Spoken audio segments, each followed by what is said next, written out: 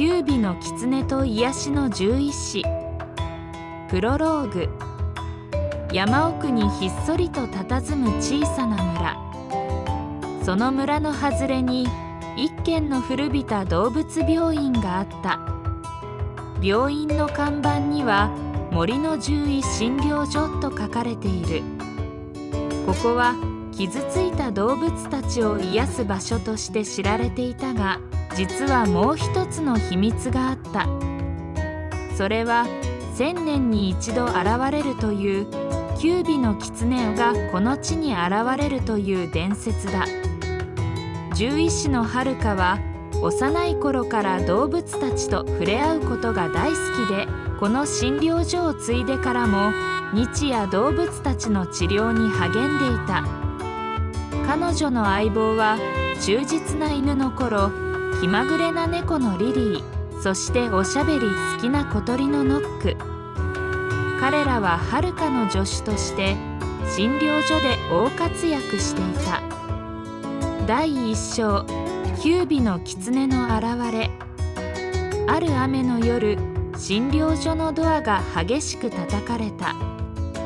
はるかがドアを開けると、そこには美しい白い狐が立っていた。しかし、その狐は普通の狐ではなかった。9本の尾を持ち、その瞳は深い青色で、まるで星空を宿しているようだった。九尾の狐はるかは驚きながらも、狐の足に深い傷があるのを見つけ、すぐに治療を始めた。コロは警戒しながらも狐の側に寄り添い、リリーは興味深そうに狐の尾を眺め、ノックは「これは大変だ、大変だ」と騒ぎ立てた。狐は痛みに耐えながらも、はるかの手のぬくもりに安心したのか、ゆっくりと目を閉じた。その夜、はるかは狐のそばで一晩中看病を続けた。第2章、狐の秘密。次の朝、狐は少し元気を取り戻していた。はるかが診療所の庭で狐の傷の手当てをしていると、突然狐が人間の言葉を話し始めた。ありがとう、優しい獣医師さん。はるかは驚いて狐を見つめた。私は1000年に一度現れる九尾の狐、雪姫。この地に現れたのはある使命を果たすためです。雪姫は人間と動物の絆を深めるために現れたと説明した。しかし、過去の悪い魔法大王との激戦により彼女はその力を大部分失っていた。再び魔法大王が復活し、悪で全世界を支配しようとしていた。それを阻止するためには彼女の力を完全に取り戻す必要があり、そのためには人間の心の純粋さと動物たちの助けが必要だという。あなたとあなたの仲間たちが私を助けてくれるでしょうか。雪姫の瞳は真剣だった。はるかは迷わずうなずいた。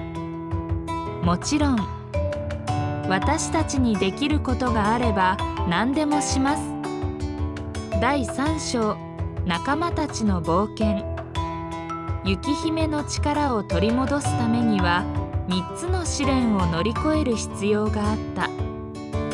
1つ目は心の鏡を見つけること。2つ目は命の泉の水を手に入れること。3つ目は絆の鈴を鳴らすことだった。はるかはコロ、リリー、ノックと共に雪姫を助ける旅に出た。最初の試練である心の鏡は村の外れにある古い神社に隠されていた。しかし、そこには鏡を守る影の獣がいた。コロは勇敢に影の獣に立ち向かい、リリーは機転を利かせて鏡を見つけ出し、ノックは上空から敵の動きを察知して仲間たちを導いた。鏡を手に入れると、雪姫はその鏡に自分の心を映し出した。そしてその鏡の中に見えるものが雪姫の力を取り戻すための手がかりとなることをはるかたちは知った。次に向かったのは森の奥深くにある命の泉だった。第4章、命の泉と絆の鈴。2つ目の試練、命の泉は森の奥深くにあった。泉の水は傷ついたものを癒す力を持っていたが、そこにたどり着くためには迷いの森を抜けなければならなかった。はるかは雪姫の導きを借りながら仲間たちと共に森を進んだ。リリーは木の上から道を探し、コロははるかを守りながら進み、ノックは遠くから仲間たちを見守り命の泉にたどり着いた。命の泉の水を手に入れた後、はるかたちは最後の試練である絆の鈴を鳴らすために山の頂上へ向かった。頂上には鈴を守る強力な魔物が待ち構えていた。仲間たちは互いを信じ合い、協力して魔物に立ち向かった。コロの勇気、リリーの知恵、ノックの機動力が一体となり、ついに魔物を倒すことができた。絆の鈴を鳴らすと、雪姫の力が完全に戻り、彼女は美しい姿を取り戻した。雪姫は感謝の気持ちを込めて、はるかたちに祝福を与えた。その後、はるかたちは診療所に戻り、日常を取り戻した。しかし、彼らの絆は以前にも増して深まり、彼らはこれからもどんな困難にも立ち向かっていくことを誓った。第5章、新たな訪れ。雪姫が山奥へと消えてから数ヶ月が経った。診療所では相変わらず多くの動物たちがはるかとその仲間たちに癒されていた。ある日のこと、診療所のドアが静かに開き、一人の少年が現れた。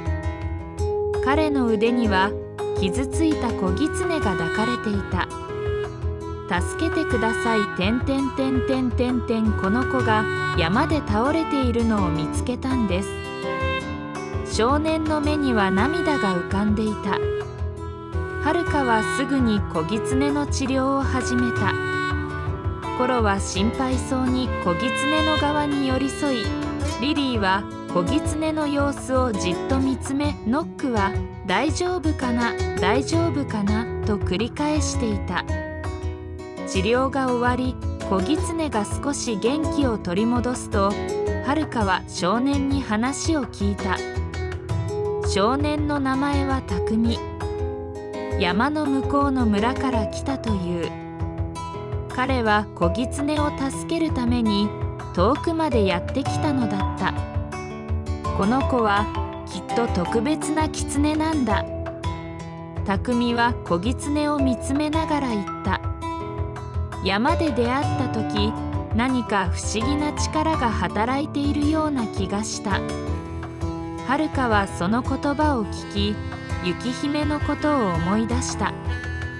もしかしたらこの子狐もキュービの狐と何か関係があるのかもしれない。第6章、再びの試練。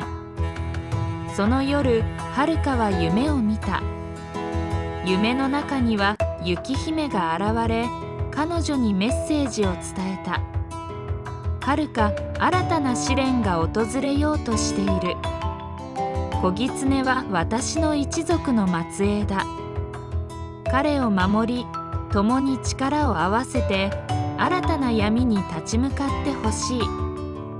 目が覚めると、はるかはすぐに匠と子狐のもとへ向かった。彼女は夢の内容を匠に話し、子狐の秘密を打ち明けた。私たちは子狐を守るために力を合わせなければならない。はるかの言葉に匠は真剣にうなずいた。第7章、新たな仲間。子狐の名前は小太郎と名付けられた。小太郎はまだ幼く、自分の力を完全にコントロールできなかったが、その潜在能力は確かに9羽の狐の血を引いていることを示していた。はるかと匠は小太郎を守りながら新たな試練に立ち向かう準備を始めた。コロは小太郎の守護者として、リリーは彼の導き手として、ノックは偵察役として、それぞれの役割を果たすことにした。最初の試練は闇の森を抜けることだった。そこには小太郎の力を狙う影の獣たちが潜んでいた。はるかたちは慎重に森を進み、時には戦い、時には隠れながら小太郎を守り抜いた。第8章、絆の力。2つ目の試練は光の塔に挑むことだった。塔の頂上には小太郎の力を目覚めさせるための光の結晶が隠されていた。しかし塔には多くの罠が仕掛けられており、仲間たちの絆が試される場所だった。はるかと匠は互いを信頼し、コロ、リリー、ノックもそれぞれの力を発揮して塔を登っていった。小太郎は仲間たちの勇気に触発され、少しずつ自分の力をコントロールできるようになっていった。塔の頂上で彼らは光の結晶を見つけた。しかしそれを手に入れるためには最後の試練を乗り越えなければならなかった。それは自分たちの心の闇と向き合うことだった。第9章、心の闇との戦い。光の結晶の前に立った時、はるかたちはそれぞれの心の闇に直面した。はるかは過去の失敗を悔やみ、匠は自分に自信が持てず、コロは仲間を守れないかもしれないという不安を抱えていた。しかし彼らは互いの絆を思い出し、心の闇を乗り越えた。小太郎もまた仲間たちの支えにより、自分の力を完全に目覚めさせることができた。光の結晶を手に入れた瞬間、塔は光に包まれ、闇の森もまた浄化された。小太郎の9本の尾は輝きを増し、彼は立派な9羽の狐へと成長した。エピローグ。試練を乗り越え、はるかたちは診療所に戻った。小太郎は新たな力を手に入れ、匠もまた自分に自信を持つようになった。彼らはこれからも新たな冒険に立ち向かう準備ができていた。診療所の庭には再び白い狐の姿が見えた。雪姫は遠くから彼らを見守り、微笑みながら山奥へと消えていった。はるかは仲間たちと共にこれからも動物たちを癒し、新たな絆を築いていくことを誓った。そして彼女たちの物語はまだまだ続いていくのだった。